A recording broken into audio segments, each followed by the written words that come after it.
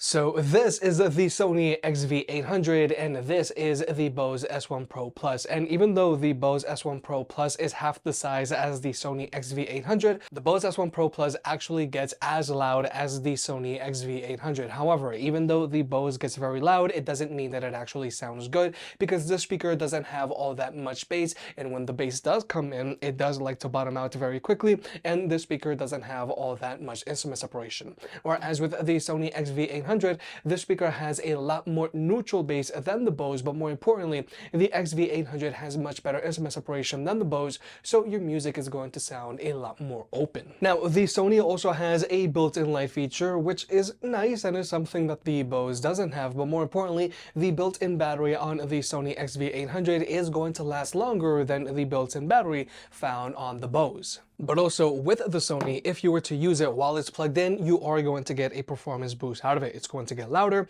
and it's going to have more bass. What makes the Bose special here is that it does have these dual XLR inputs, so you can plug in two microphones or two guitars into the speaker, or you can also connect it up to a mixer if you want. Now, the Sony isn't using XLR inputs, but you can still connect the two microphones to the speaker, or you can also connect a guitar.